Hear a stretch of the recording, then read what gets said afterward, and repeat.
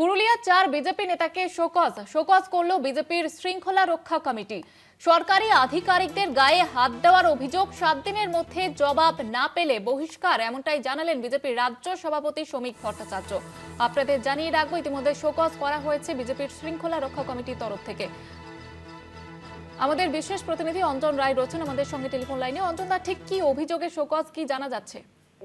দেখো, এখনো পর্যন্ত যা খবর, যে ক্ষমতা বদলের পর এ রাজ্যে বিধানসভা নির্বাচনে বিজেপির জয়ের পর এই 4 বিজেপি নেতা গিয়ে পুরুলিয়া সরকারি হাসপাতালে গিয়ে সরকারি আধিকারিকদের হেনস্থা করে, তাদেরকে হাসপাতাল থেকে বার করে দেয়। রাজ্য সভাপতি এই ঘটনার অত্যন্ত নিন্দা করেন।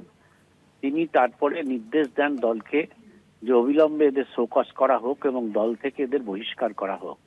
আপাতত শৃঙ্খলা রক্ষা কমিটি শোকজ করেছে এই 4 নেতাকে, এবং এদের মধ্যে 2 জন রাজ্য কমিটির সদস্যও আছেন। এদেরকে শোকজ করা হয়েছে এবং আপাতত 7 দিনের মধ্যে যদি জবাব এরা না দেয় তাহলে দল থেকে বহিষ্কার করা হবে বলে জানানো হয়েছে। এখনো পর্যন্ত যা ভেতরের খবর, যে এদেরকে দল থেকে আপাতত 6 মাসের জন্য বহিষ্কার করা হবে। রাজ্য জুড়ে যেভাবে তৃণমূল থেকে বিজেপিতে যাওয়া এবং যেভাবে উচ্ছৃঙ্খলতা দেখা যাচ্ছে, সেটাকে আটকাতেই কার্যত সচেষ্ট হয়েছিল বিজেপির সভাপতি থেকে শুরু করে বেশ কয়েকজন নেতৃত্ব।